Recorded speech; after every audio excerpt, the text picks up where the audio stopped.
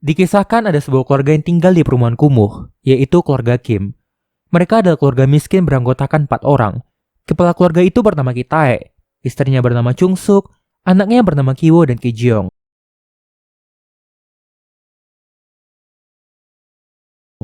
Satu keluarga itu hanya bekerja serabutan melipat kotak pizza.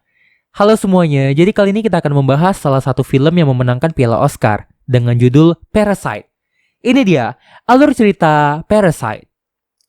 Suatu ketika, saat sedang makan bersama, mereka kedatangan tamu bernama Min. Min berasal dari keluarga kaya dan merupakan teman Kiwo. Ia datang membawa sebuah batu yang konon membawa rezeki. Min juga mengabarkan ia akan kuliah ke Amerika, sehingga ia menawarkan pekerjaan kepada Kiwo sebagai guru bahasa Inggris di keluarga kaya. Atas rekomendasi Min, Kiwo pun memasukkan identitasnya dan berhasil bekerja di sana sebagai seorang bernama Kevin. Kevin tiba di kediaman keluarga kaya. Ia akan mengajar remaja yang bernama Dahye.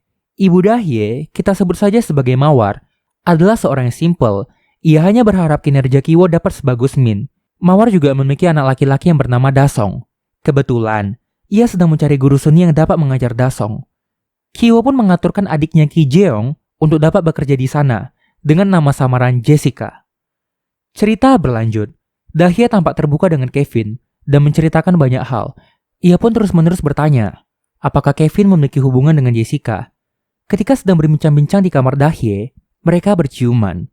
Sementara itu, di sisi lain, Jessica berhasil meyakinkan Mawar untuk bekerja di sana. Ayah Dahye, kita sebut saja sebagai Dodo, menyerahkan semua urusan rumah tangga kepada istrinya, Mawar. Nah, karena Mawar itu orangnya simple, ia mengandalkan rekomendasi dari orang sekitarnya untuk merekrut pekerja-pekerja di rumahnya. Kitae pun masuk sebagai supir atas rekomendasi Jessica.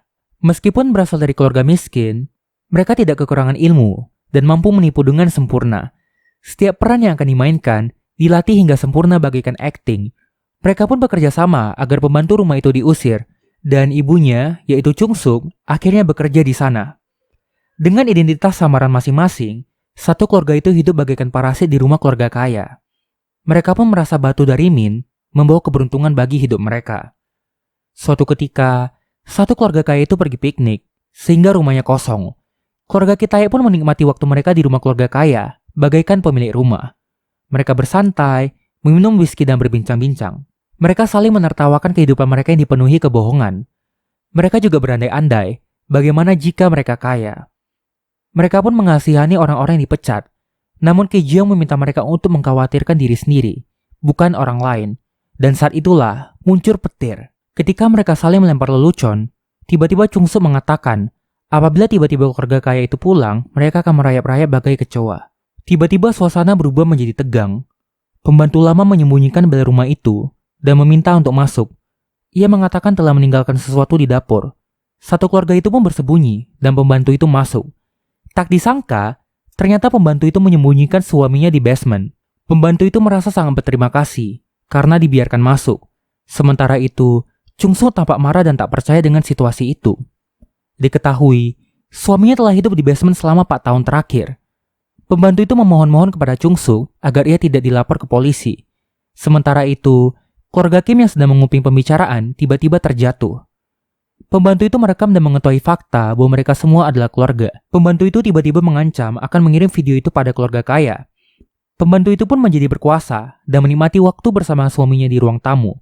Sementara itu, keluarga Kim tak berkutik dan hanya terdiam mengikuti instruksi sang pembantu. Sang pembantu terus-menerus menghina keluarga Kim. Ketika akhirnya muncul kesempatan, keluarga Kim berusaha merebut ponsel pembantu sehingga mereka saling memukul dengan brutal. Saat keluarga Kim berhasil mengalahkan keluarga pembantu, tiba-tiba telepon rumah berdering. Ternyata keluarga kaya akan kembali ke rumah dalam waktu 8 menit dan meminta ibu Chung Suk untuk memasak mie. Dengan tergesa-gesa, keluarga Kim membersihkan semua kekacauan dan mengirim keluarga pembantu ke basement. Keluarga kaya pun tiba dan mereka bersembunyi di kolong perabot rumah. Sewaktu pembantu terbangun dan akan melapor, ia langsung ditendang oleh Chung Suk ke basement hingga terjatuh dari tangga dan pingsan. Di basement, suami pembantu mengetuk-ngetuk stop kontak lampu yang terhubung langsung ke lampu ruang atas. Selama ini, ia mengirimkan sandi Morse pramuka kepada keluarga Park untuk berterima kasih atas tempat tinggalnya. Hanya Dasonglah yang mampu memahaminya karena ia adalah anak pramuka. Ibu Dahlia menceritakan kejadian lampau Dasong yang membuatnya trauma setiap kali ia berulang tahun. Dahulu, Dasong pernah melihat hantu muncul dari basement. Ia pun pingsan dan harus dibawa ke rumah sakit. Sejak saat itulah, keluarga Kim membawa Dasong keluar di hari ulang tahunnya. Adegan berlanjut. Keluarga Kim sedang mengendap-mengendap di ruang tamu. Tiba-tiba, Dasong ingin berkemah di halamannya, sehingga Mawar dan Dodo akan tidur di ruang tamu. Dodo mengatakan ia mencium bau supir Kim dan membenci baunya. Saat itu, keluarga Kim sedang mendengar percakapan mereka di bawah kolong sofa. Ki-tae pun mencium bau dirinya sendiri dan merasa terhina. Tak hanya itu, mereka juga melakukan hubungan intim yang didengar keluarga Kim. Sewaktu Mawar dan Dodo tidur, barulah keluarga Kim bisa keluar dari rumah itu. Saat itu juga, hujan turun sangat deras, sehingga mereka kehujanan karena berjalan kaki ke rumah. Di tengah jalan, Ki Jeong menjadi takut, memikirkan bagaimana keadaan pembantu di basement itu. Sementara itu, Ki-wo juga tampak resah. Ki-tae pun menenangkan mereka dan mengatakan ia memiliki sebuah rencana. Setibanya di rumah mereka, keadaan sungguh kacau. Bencana banjir yang cukup tinggi melanda lingkungan mereka, sehingga semua barang habis ditelan banjir. Ki Jeong yang depresi hanya mengisap rokoknya, sembari duduk di atas kloset dengan segala kekacauan yang ada. Di sisi lain, suasana di basement juga sangat tragis. Pembantu itu geger otak dan tak mampu lagi bertahan hidup. Sang suami menangis keras dan berusaha meminta tolong dengan mengirim morse menggunakan kepalanya hingga berdarah-darah. Cerita berlanjut. Mereka terbangun di penginapan umum, dan Ki-wo menanyakan rencana ayahnya selanjutnya. Ki-tae tampak depresi berat, mengatakan mereka tidak memerlukan rencana karena hidup tak pernah berjalan sesuai rencana. Ki-wo yang merasa bersalah, lalu meminta maaf atas segalanya. Ia memeluk batu pemberian Min dan mengatakan batu itu telah melekat padanya. Sementara itu, Mawar akan mengadakan pesta ulang tahun Dasong. Ia sangat senang dan mengundang banyak orang. Ia juga mengundang Kevin dan Jessica, serta meminta Ki-tae lembur dan menemaninya belanja. Mawar mengatakan betapa indahnya cuaca, dan hujan kemarin bagaikan anugerah.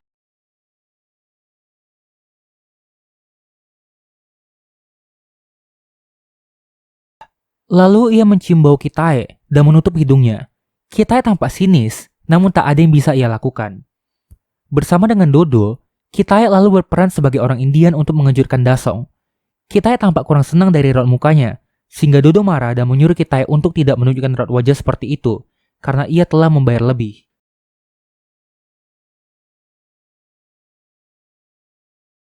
Setelah memisahkan diri dari Dahye, Ki-wo berniat mengecek keadaan sang pembantu di basement. Ia juga membawa batu dari Min. Setibanya di basement, suami pembantu menyerang Ki-wo dengan membabi buta. Setelah memukul Ki-wo dengan brutal hingga pingsan, ia keluar dari basement dan membawa pisau. Ia pun pergi ke pesta ulang tahun Dasong yang berada di halaman dan menusuk Jessica. Dasong yang melihatnya kembali pingsan. Tak berapa lama setelahnya, ia mengincar Chung-suk. Sementara Ki-tae menyaksikan keadaan Ki Jeong dan Ki-wo yang sedang berdarah-darah. Dodo pun berteriak-teriak meminta kunci Ki-tae untuk membawa Dasong berobat. Ketika Chung-suk berhasil membunuh suami pembantu, Dodo cepat-cepat menarik kunci mobil yang ada di bawah mayatnya. Ia menutup hidungnya karena bau. Kemudian Ki-tae yang tak tahan lagi dengan tingkah Dodo, akhirnya menusuknya. Tak percaya dengan apa yang ia perbuat, Ki-tae lalu melarikan diri dari sana. Cerita berlanjut. Ki-wo terbangun di rumah sakit setelah sebulan tidak sadarkan diri. Ia tak berhenti tertawa akan semua hal yang terjadi. Ia dan ibunya tidak dipenjara, sementara Ki Jeong telah meninggal karena kehilangan banyak darah. Di tempat pemakaman Ki Jeong pun, ia tetap tertawa. Ia berhenti tertawa setelah menonton berita. Ia mencari keberadaan ayahnya dan pergi ke rumah keluarga kaya. Setelah melihat sinyal lampu kedap-kedip yang dikirimkan ayahnya, ia pun berusaha mentranslate sandi Morse itu dan berhasil mendapat pesan dari ayahnya. Ki-tae menanyakan kabar mereka dan merasa tak percaya akan kejadian yang menimpa mereka. Ia merasa hal yang ia lakukan itu tidak nyata. Setelah insiden itu, ia tak tahu harus lari kemana sehingga ia menyembunyikan dirinya di basement. Ia juga sempat mengubur mayat pembantu dan setiap tengah malam mempertaruhkan nyawanya untuk mengambil makanan di kulkas. Setiap malam, ayahnya akan terus mengirim pesan pada Ki-wo melalui sandi Morse agar dapat dibaca. Setelah membaca surat itu, Ki-wo mulai memiliki rencana. Ia akan mencari uang banyak selama hidupnya agar dapat membeli rumah itu. Ayahnya hanya perlu menunggu hingga Ki-wo dan ibunya berada di halaman rumah itu untuk menyambutnya pulang. Di akhir, ditunjukkan Ki-wo dan ibunya berada di halaman rumah itu dan memeluk ayahnya. Namun, nyatanya itu hanya angan-angan. Kiwo masih berada di rumah lamanya dan menghembuskan napas panjang. Dan film pun tamat. Wah, gimana nih guys ceritanya? Sungguh memilukan ya endingnya. Meski bekerja bertahun-tahun pun, Kiwo tak yakin kapan ia berhasil membeli rumah orang kaya itu. Meski film Parasite ini sendiri memiliki banyak makna, satu makna yang paling nyelekit di hati aku itu, terkadang orang miskin yang baik pun terpaksa harus menjadi parasit bagi orang lain, demi bertahan hidup. Dari film ini, tak terbantahkan bahwa kekayaan dan kekuasaan menjadi segala-galanya di kehidupan saat ini. Kalau dari sudut pandang kalian gimana guys? Kalian boleh diskusiin ceritanya di kolom komentar. Oh iya, jangan lupa di like, share, dan subscribe channel ini ya. Ketik juga film apa yang pengen kalian request berikutnya. See you guys in the next video. Bye-bye.